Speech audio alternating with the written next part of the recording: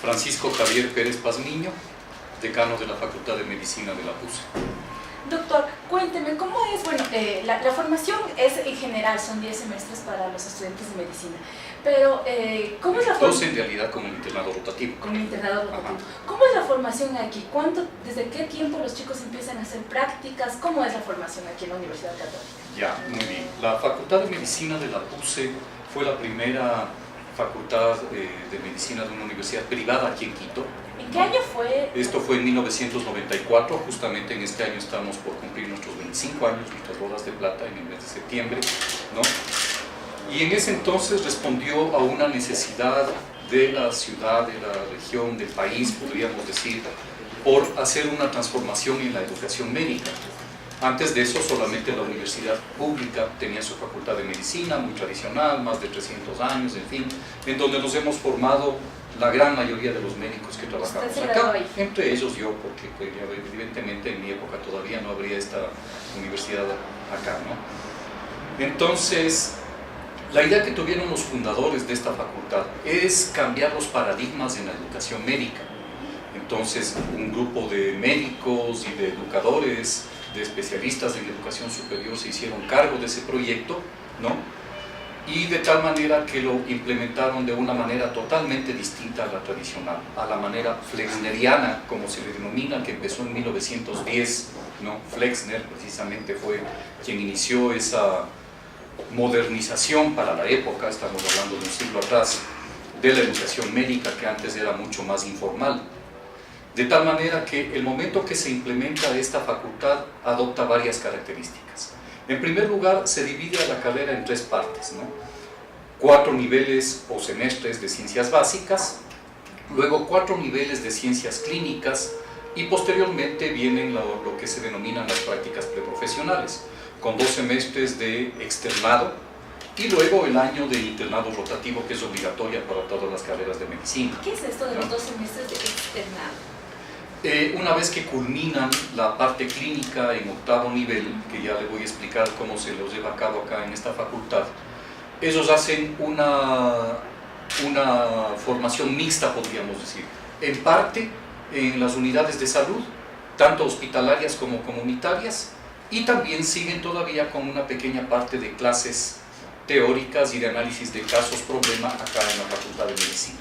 Se le denomina externado porque ellos todavía, al menos no en todas las rotaciones, hacen estas guardias hospitalarias, como es característico en el año de internado rotativo, por ejemplo, ¿no? Que ese es prácticamente exclusivo de la práctica preprofesional, ¿no? Entonces, retomando esta característica, esta estructura de la facultad, esos 4 primeros años de ciencias básicas, 4 primeros niveles, perdón, de ciencias básicas, están guiados a las materias básicas que van a tener relación con la medicina, pero que no son todavía medicina propiamente dicha, ¿no? Empiezan en primer nivel con química, con biología, con lo que nosotros denominamos acá, y es también uno de los cambios que se propuso acá, morfofunción. ¿A qué se refiere?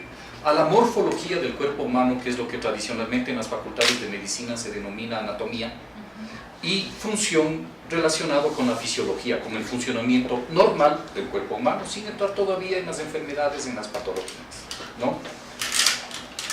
Y conforme van avanzando en estos niveles básicos, entonces se van viendo los diferentes sistemas del cuerpo humano. En segundo nivel, el sistema digestivo, el sistema cardiorrespiratorio, el sistema hematológico, el sistema excretor, en fin. En tercer nivel, el sistema nervioso, el sistema endocrino. En cuarto nivel, piel y otras ciencias como por ejemplo microbiología, biología molecular, genética, en donde se pretende darles una base para estos nuevos adelantos de la ciencia médica que tienen una aplicación directa y que lo van a ver en los casos posteriormente, ¿no? Otra particularidad de estos 4 primeros niveles es que a partir del segundo nivel, del segundo semestre, ya los estudiantes tienen un contacto con la comunidad. Todavía no van a hacer prácticas en los centros hospitalarios, pero en cambio ya tienen su primer contacto con la comunidad.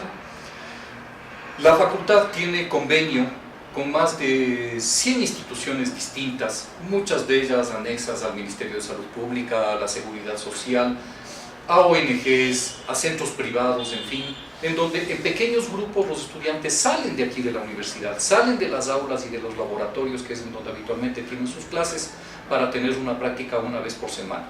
Pasan 4 horas, un día a la semana, en contacto con la comunidad y, por ejemplo, esto se va haciendo más complejo conforme avanzan en la carrera. Empiezan en segundo nivel, por ejemplo, haciendo visitas domiciliarias a las familias, aprendiendo a tomar signos vitales. Luego ponen ya en práctica las destrezas que se aprenden en el aula teóricamente sobre la historia clínica, sobre aspectos epidemiológicos, en fin. Entonces ahí cumplen sus 4 primeros niveles básicos. ¿Qué es lo que pasa a partir de quinto nivel? Entre quinto en adelante en la carrera.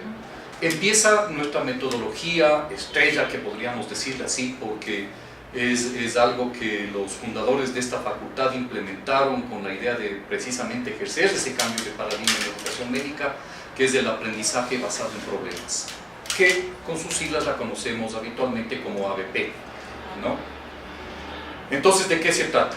Al estudiante se le presenta un caso problema muy básico y el estudiante va tratando de descubrir cuáles son los problemas que tiene ese paciente ficticio, ¿no? Entonces, de esa manera el estudiante va enumerando todos los problemas que encuentra en la parte médica biológica, pero también en la parte psicosocial, en la parte social en relación con la comunidad y en relación con su familia, y qué problemas les representa al sistema de salud también la presencia de esa persona con ese problema. Es lo que nosotros denominamos administrativo sanitario, porque de esa manera está organizada nuestra carrera. Hay un eje médico-biológico, podríamos decir puramente médico, un eje psicosocial, en donde hay esta correlación que le menciono, y un eje administrativo sanitario, ¿no es cierto? Aprender a tomar decisiones desde el punto de vista administrativo de la salud con relación a ese caso concreto. ¿Estas son como materias o es como es un eje transversal que va atravesando toda la carrera. Todos los niveles de la carrera están enfocados hacia esos 3 ejes, ¿no? Entonces, de manera que el momento que llegan a quinto nivel, ¿cómo se reparten estos casos problema? En 3 áreas. Un área que se llama área adulto, que se enfocan problemas propios de la edad adulta, el área niño, donde se topan casos, problemas de tipo pediátrico, y el área madre, en donde están temas relacionados con la parte obstétrica y ginecológica, es decir, hacia la salud de la mujer específicamente, ¿no? Y esto va avanzando en quinto, sexto, séptimo, octavo nivel, hasta llegar al noveno, que es el externado rotativo que le comentaba hace un momento. Llegan al externado, tienen esta dualidad que le comentaba, la parte de práctica hospitalaria y comunitaria, todavía sigue la práctica comunitaria en todos los niveles, ¿no? Hasta llegar al internado rotativo, que bueno, ya tiene otra organización distinta, incluso es una organización propia, establecida por una norma técnica asistencial docente emitida por el Ministerio de Salud Pública, que es común a todas las facultades de medicina. Pero del primero al 10º nivel es algo propio de esta carrera. Doc, es decir, que aquí en la Católica los futuros médicos no es que tienen su contacto con la comunidad, con la gente, con los pacientes, con la realidad médica recién en su año de internado rotativo. Así ya es. lo vienen haciendo anteriormente. Lo vienen haciendo anteriormente. Y claro, esto se va complejizando con el avance de los niveles, ¿no? Al comienzo son tareas muy sencillas, empaparse de la realidad de la comunidad. Solamente el hecho de salir de aquí, de las paredes de la universidad, ya les da una experiencia sobreañadida, ¿no? A esto nosotros le denominamos el IDIS comunitario. IDIS responde a las siglas de Integración Docente, de Investigación y de Servicio, porque son los 3 objetivos fundamentales que tiene la carrera, ¿no? Enfocar la formación de los estudiantes hacia la docencia, la investigación y el servicio comunitario. En el internado externo, Internado rotativo. Externo. ¿El del último año? Sí, pero el que hace aquí la universidad. Ajá. El externado me dijo que se llama. El externado, sí, el año previo al internado, sí. Ya, ese es un año, o sea, 2 semestres. Son 2 semestres, sí. Y esos se llevan a cabo dentro de los periodos académicos habituales de la universidad. Por ejemplo, ya en estos 2 últimos semestres, ¿qué hacen los chicos? ¿Cuántas horas tienen que cumplir no sé, en todas estas instituciones médicas que la universidad tiene convenio? Ya, dependiendo. En este año de externado son todavía estudiantes que dependen directamente de la universidad y no de las instituciones a las cuales van a hacer práctica. Eso la diferencia del internado posteriormente. ¿Y la universidad es ¿no? quien les divide a los chicos a dónde tienen que ir? Sí, correcto. Parte del convenio que se firma con las instituciones externas es ponerse de acuerdo hacia qué servicios de esa unidad asistencial van a ir los estudiantes, ¿no? Y cómo van a hacer sus rotaciones. Por ejemplo, con unas instituciones del municipio, con la Unidad Metropolitana de Salud Sur, el conocido como el patronato, ¿no es cierto? Van los estudiantes a hacer sus prácticas de obstetricia, entonces ahí van a rotar por el servicio de emergencia, por labor de parto, por sala de partos, por el sitio donde están las patologías obstétricas, en fin, y van dividiéndose el tiempo de esa forma. Van por la mañana ya, y luego hacen su ABP a mediodía acá, y luego tienen lo que denominamos las asignaturas complementarias, que no es otra cosa, las académicas, ¿verdad? La docencia pura, en donde se les da también otras materias como estudios de imagen, farmacología, laboratorio clínico, microbiología, que están relacionados con los casos de ABP que están viendo. Se trata de hacer una concatenación muy estrecha entre los casos y la práctica que están haciendo. No siempre se consigue, no es fácil tener una relación así tan directa, porque dependemos mucho de los pacientes que acuden a los hospitales, a las unidades iniciales, ¿no? Pero se aprovecha al máximo, se trata de aprovechar al máximo con los profesores tutores que tenemos en cada uno de esos sitios, que puedan ver todas las personas que acuden en busca de ayuda, ¿no? Doc, y antes del externado, los chicos, ¿cómo desarrollan esas destrezas, no sé, de aprender a suturar, de sacar sangre? ¿Cómo se hace? En dos escenarios, o en tres mejor. Uno, tienen prácticas de laboratorio. Segundo, la Facultad de Medicina de la PUCE tiene un centro de simulación. Un centro de simulación que responde a las modernas formas de la educación médica a nivel mundial.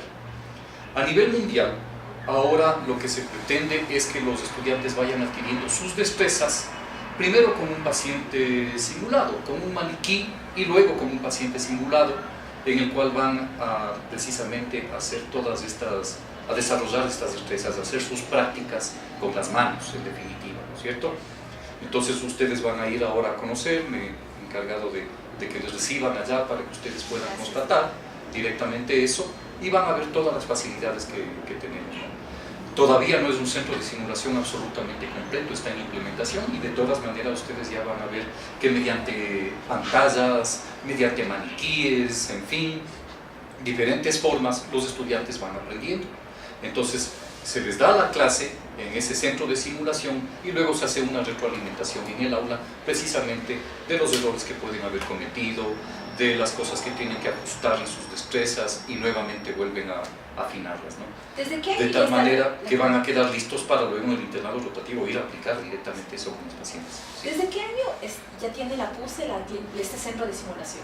Este centro de simulación tiene alrededor de unos 4 años, ¿no? Se lo ha ido implementando poco a poco, y ha ido de la mano no solamente con la carrera de medicina y la carrera de laboratorio clínico, que son las dos carreras de grado que tiene esta facultad, sino sobre todo con nuestros programas de posgrado. La Facultad de Medicina de la PUCE tiene en este momento 15 especialidades médicas, a más de una maestría en salud pública y otras maestrías que son compartidas con otras facultades de aquí de la Universidad Católica, ¿no? Entonces, principalmente, con el aporte de estos 15 programas de posgrado en especialidades médicas, es que hemos tenido la oportunidad de ir implementando este centro de simulación, ¿no? Por ejemplo, hay unos simuladores de laparoscopía, ¿no? La cirugía laparoscópica, que ahora está en boga y que es lo que se aplica diariamente en todos los centros quirúrgicos. Los estudiantes pueden empezar haciendo ni siquiera con un maniquí, sino simplemente con una especie hasta de juguetes, de artículos que uno ni siquiera se imagina que se pueden utilizar en eso. ¿Por qué? Porque necesitan ir practicando su motricidad fina, ¿no es cierto? Cómo se hace una sutura, cómo se hace un corte, porque la cirugía laparoscópica trabaja con base en unos instrumentos que son como pinzas prácticamente, ¿no? Entonces no resulta fácil, es una imagen en espejo prácticamente que uno está haciendo y está mirando en la pantalla lo que en realidad está ocurriendo en el interior del paciente. Y eso no es una cosa sencilla, ¿no? Porque es un entrenamiento cerebral y es un entrenamiento motriz al mismo tiempo. Doctor, ¿y desde qué semestre los chicos ya van al centro de simulación? Desde segundo nivel. Desde segundo nivel. Con algunas cosas muy puntuales en los laboratorios, pero a partir de quinto nivel es en donde ya en las diferentes áreas, madre, niño, adulto, que le explicaba hace un momento, ya van haciendo destrezas propias de cada uno de los niveles. En la actualidad, ¿cuántos estudiantes tiene la Escuela de Medicina? Tenemos más de 1.400 estudiantes en la carrera de medicina, ¿no? Alrededor de casi 400 estudiantes en la carrera de laboratorio clínico y alrededor de 1.300 estudiantes en las especialidades médicas. Estos son los posgradistas. Los posgradistas, exactamente. Y de estos 1.400 estudiantes, ¿cuántos están en su último año, o sea, en su año de internado? Eso depende de las cohortes, ¿no? Por ejemplo, en la que acabó de empezar son alrededor de 70 estudiantes, luego va a venir una cohorte más grande de 90, luego son menos, son alrededor de 50 o 60, en fin. Entonces, con los que tenemos en este momento, estaríamos hablando de alrededor de unos 150, ¿no?, estudiantes que están en el internado rotativo, porque hay una cohorte anterior que va a terminar su año de internado en agosto, el 31 de agosto. Y otro que ya empezó. Mientras tanto, la otra que empezó, con todos los problemas que son de dominio público, en el 1 de mayo. Es decir, que ahorita hay 150 estudiantes de la PUCE en los centros de investigación. Exactamente, sí. Doctor, y una consulta un poco coyuntural. Estos chicos que están en el último año y que reciben su estipendio y que ahora, bueno, se quiere reducir, ¿cómo usted como decano, como médico y que también entiendo que hizo su internado, cómo ve esto? Para mí fue una sorpresa desagradable, porque como médicos todos hemos tenido nuestro año de internado rotativo y sabemos lo duro y sacrificado que es. Cierto es que el interno rotativo todavía sigue siendo estudiante porque se matricula en la universidad, es parte de sus 6 años de formación de pregrado, ¿no?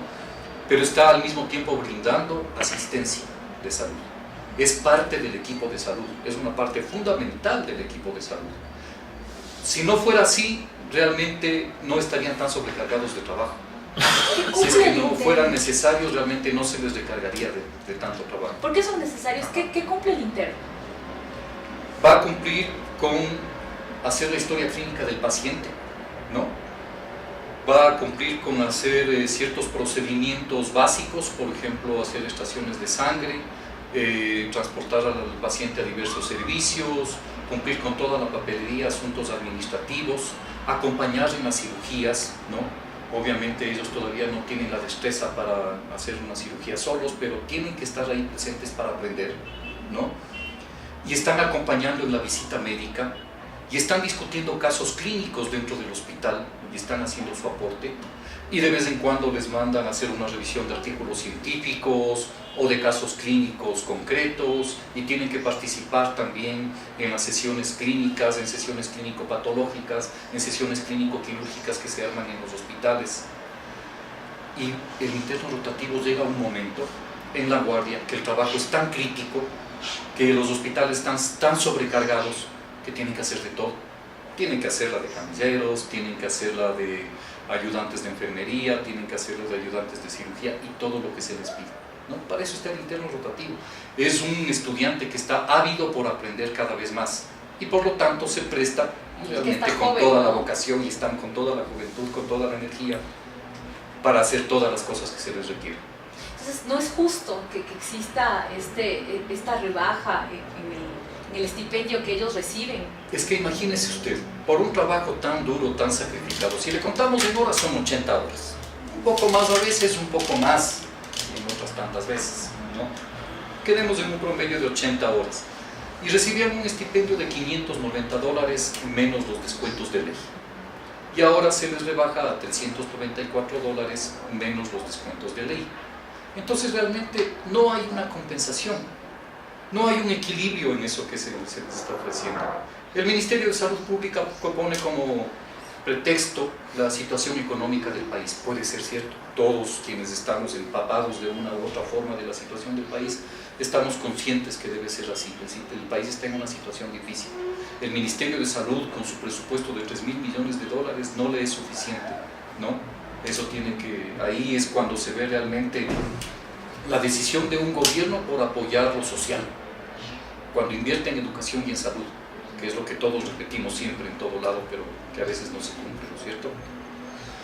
Pero lo que me ha dolido a mí como decano, como profesor y como médico, es ver que se tope al eslabón más débil de toda esta cadena que significa el equipo de salud, ¿no?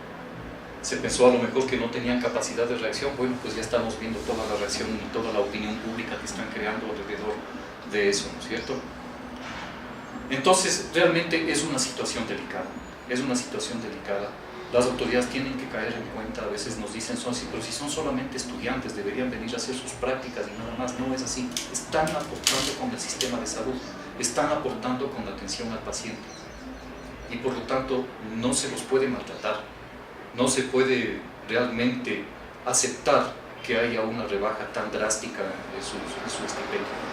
Es un convenio, ni siquiera es un contrato de trabajo, no hay una relación laboral directa, es un estipendio, es una ayuda. Ahora bien, el Ministerio de Salud, con muy bien criterio, dice los estudiantes de medicina no deben estar solamente en los grandes hospitales de las grandes ciudades, de Quito, de Guayaquil, de Cuenca, de Manta, en fin, ¿no? Sino que deben salir hacia otros sitios. Perfecto, la universidad acepta eso. Entonces una parte pequeña en realidad de cada una de nuestras cohortes de internos rotativos van a provincias. En nuestro caso a Imbabura, a Carchi y a Esmeraldas, ¿no? O sea, esto sí pasa en la Universidad Católica. Sí. O sea, el internado rotativo no es únicamente aquí en... Exactamente, hay algunos chicos que van a provincia, ¿no?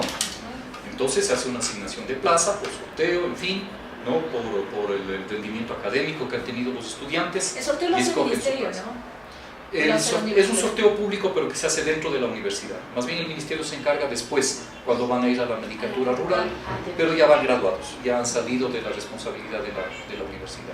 Entonces, ese proceso se hace la universidad, el sorteo, para enviar a los estudiantes. La asignación en realidad, más que un sorteo, una asignación de plazas. Ahora, el asunto es que, imagínense ustedes, son chicos cuya familia está domiciliada aquí en Quito y que tienen que ir a otra provincia. Acá nos vienen muchos estudiantes de provincias cercanas, de Topaxi, de Tungurahua, de Chimborazo, de Bolívar, de vez en cuando algunos de Manabí, de provincias orientales también, ¿no? Que hacen ya su vida aquí en Quito y luego tienen que trasladarse a cumplir su año de internado rotativo en otra parte. Tienen que buscar una pieza de arriendo, tienen que tener recursos para su alimentación y para transporte. ¿Qué persona puede cumplir todo eso con un emolumento de $390 menos los descuentos de ley? Realmente yo le veo que no hay dinero que alcance. ¿Sobre quién va ese peso? Sobre la familia.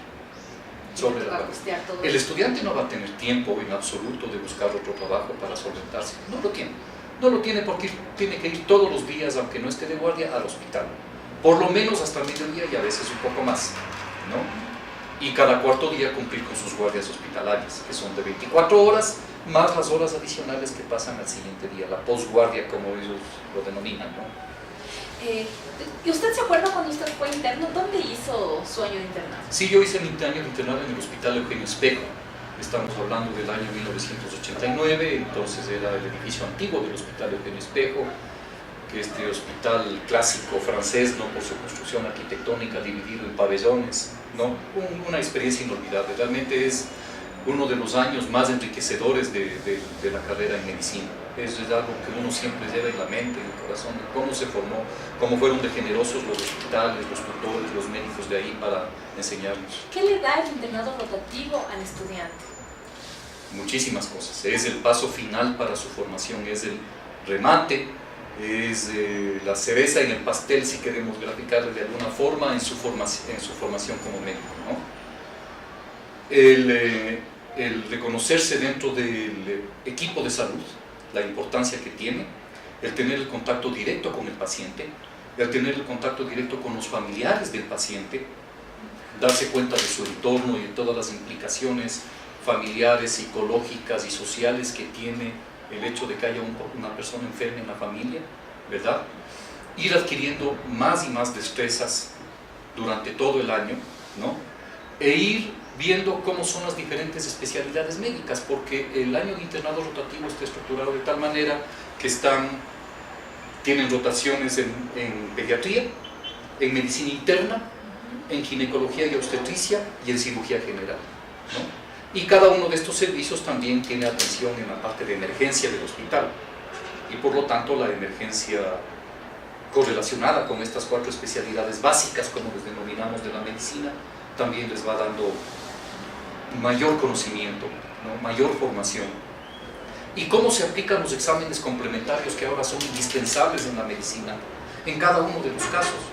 Aprenden a solicitar sus pruebas de laboratorio, de imagen, las otras pruebas complementarias, en fin, y tienen que interpretarlas y que tienen que verlas en el contexto del paciente, y hacer recetas, y el manejo de medicamentos, el manejo racional de medicamentos, y aprender de los profesores también incluso sus actitudes, cómo son los médicos en su relación interpersonal, en fin, con el equipo de salud y con los pacientes y sus familias.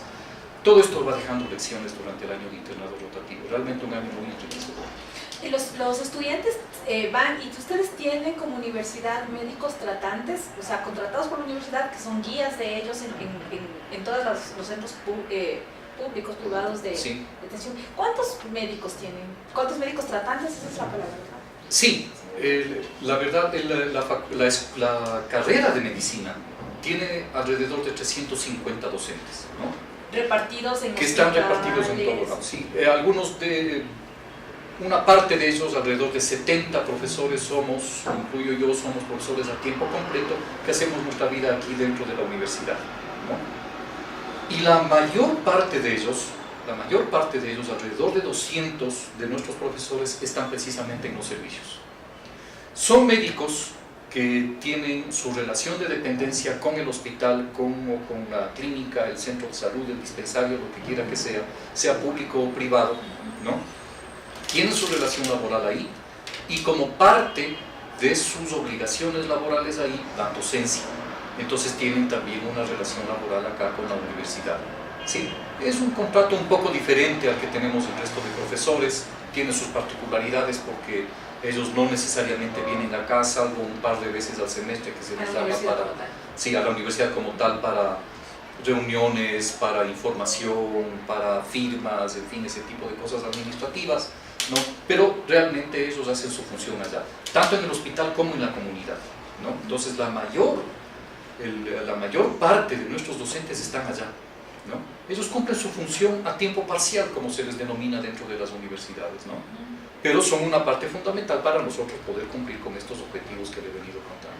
Es decir, que la Escuela de Medicina tiene 350 docentes. Sí, alrededor de 350. La carrera de medicina tiene menos, la carrera de laboratorio clínico es mucho más pequeña, ¿no? Y cada uno de los posgrados tiene también su cuerpo docente. Ellos son docentes contratados por el propio programa de posgrado, ¿no? Algunos de ellos son también profesores en la carrera, pero la mayoría son, en cambio, precisamente estos profesionales que están en los hospitales, que están en los servicios y que están brindando la docencia a nuestros posgradistas en ese caso. Luego se me escapaba algo. Cuando usted hizo su internado rotativo, ¿cuánto era su estipendio? Era en sucres, no le podría decir. Pero para mí, como un estudiante joven, soltero, realmente era una maravilla recibir un estipendio, ¿no? Yo me sentía gratificado porque yo decía, bueno, me están sacando el aire, yo mismo me estoy sacando el aire porque vine por voluntad propia, ¿no? Y estoy recibiendo un dinero, por eso realmente era muy, muy gratificante. Eso yo recuerdo que lo invertí en gran parte en libros, ¿no? En algún viaje por ahí, en fin, en ahorrar para el futuro. Me daba la posibilidad de hacer eso. Y ahora, bueno, este estipendio que ahora les toca a estos chicos de la nueva generación ya no les permitiría... Ya no les permitiría hacer eso. Cierto es que hay que diferenciar en dos grupos.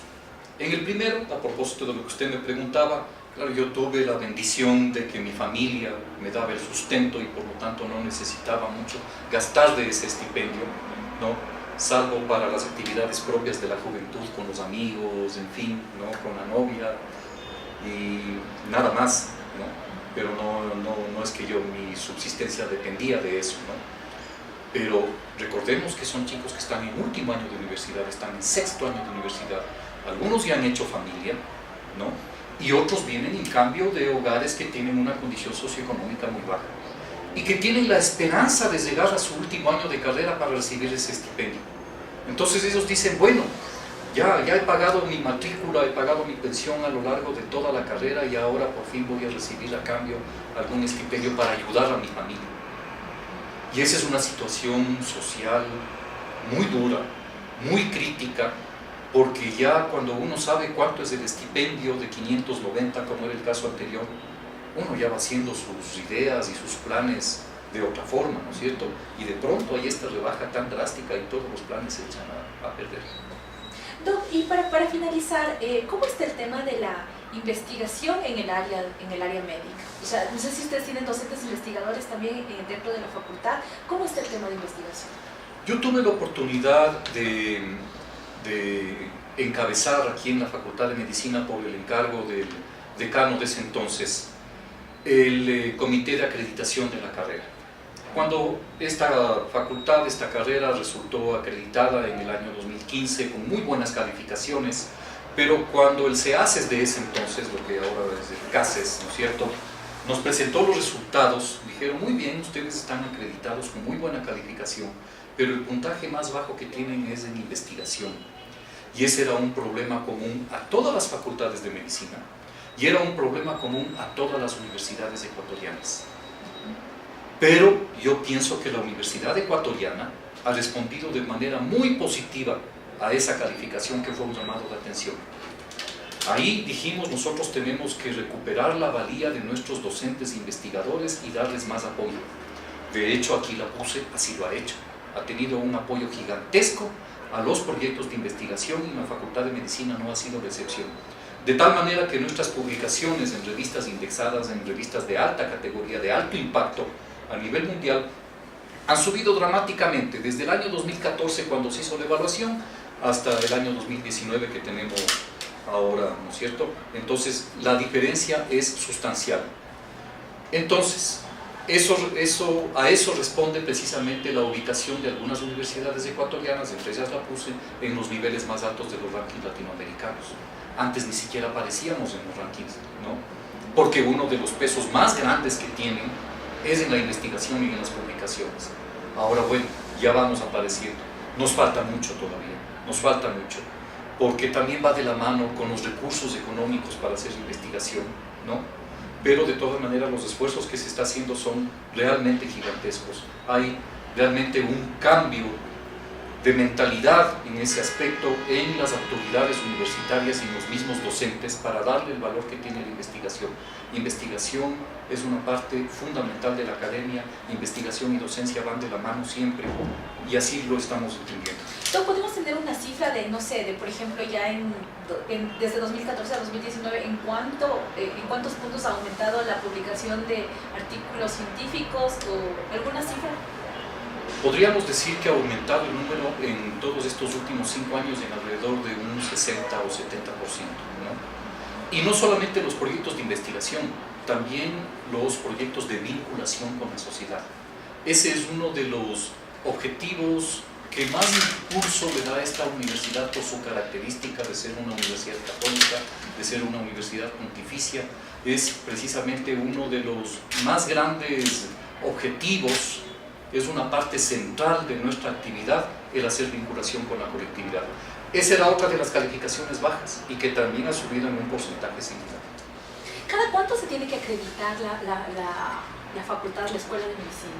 Cada 5 años, ¿no? Entonces, esta acreditación que tenemos ahí, por cierto, el certificado de acreditación es del año 2015, deberíamos tener para el año 2020, pero realmente no hemos tenido ninguna noticia cercana del CACES acerca de un nuevo proceso de reacreditación, ¿no? Todavía no lo hemos tenido. Está todavía el CACES con tareas pendientes con las otras carreras de interés social, enfermería que terminó recién, están en camino odontología, laboratorio clínico, nutrición, psicología, en fin, por lo tanto todavía tiene mucho trabajo por hacer y seguramente por eso es que todavía no se pretende hacer la reacreditación de las carreras de medicina. Pero en cambio, nosotros de la mano vamos a tratar de obtener una acreditación internacional, que ya la tuvo la Facultad de Medicina de la PUS anteriormente.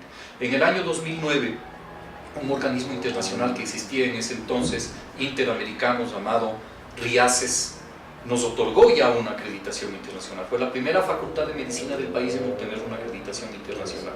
Es del año 2009, entonces no ha habido tampoco una reacreditación con ese organismo, pero es nuestra intención ir por la acreditación internacional también. Doctor, ¿y ustedes tienen algún tipo de seguimiento de graduados, de graduados en el área de medicina? Es decir, no sé si es que la mayoría de graduados, de médicos graduados de aquí de la PUSE, se vinculan al trabajo, ejercen la profesión de médico. ¿Y qué tal les ha ido en estos exámenes de ejercicio profesional que da el SEA, que lo tienen que rendir por el SEA? Los resultados son de más del 95% de éxito en el examen, en el primer intento. Como hay varios intentos, generalmente ya el pequeño porcentaje restante cumple con el examen, ¿no? Muy rara vez hemos tenido a lo largo desde el 2014 que se está aplicando algún caso que ha llegado a una tercera opción. Son realmente contados con los dedos de la mano los casos de nuestros estudiantes, porque llevamos en realidad ya casi 600 estudiantes que han dado el examen de habilitación profesional con ese porcentaje de éxito. Ahora, respecto a los graduados, bueno, tenemos graduados tanto de nuestra carrera de medicina como de los posgrados de especialidades médicas que han ocupado altos cargos, tanto en la administración pública como de servicios privados, ¿no? Muchos de ellos han conseguido plazas para ser posgradistas en el exterior, en Estados Unidos, en España, en Francia, en Brasil, en Argentina, en México, en fin, en muchos sitios alrededor del mundo. Algunos de ellos se han quedado ejerciendo su actividad allá, ¿no? Algunos se han hecho investigadores y ya no han ejercido la medicina de atención directa al paciente, sino que se han dedicado a esta parte de la investigación médica, de la investigación científica, ¿no? Otros tantos han ingresado a nuestros propios posgrados acá. Varios de ellos han quedado como profesores del mismo posgrado, otros tantos son profesores nuestros acá en la carrera de pregrado también. Cada vez tenemos más, ¿no? Para mí es una satisfacción enorme cuando un ex estudiante nuestro se vincula como profesor, como docente.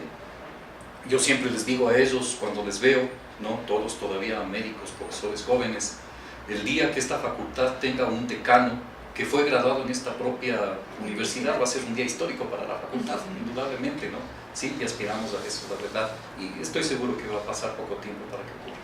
Listo, muchas gracias. Solo se me queda un dato, no sé si es que lo tendrán. Desde 1994 que abrió las puertas de esta facultad, ¿cuántos médicos ya ha dado la PUSE? Acabamos de pasar hace pocos días 1000 graduados, sí. Eso lo puedo decir porque el último informe que tuve era de 998 y como ya se han graduado algunos chicos en estos días, yo me imagino que ya pasamos los 1000. Listo, doctor, muchísimas gracias. Encantado. Por su tiempo. Y sí, quisiera...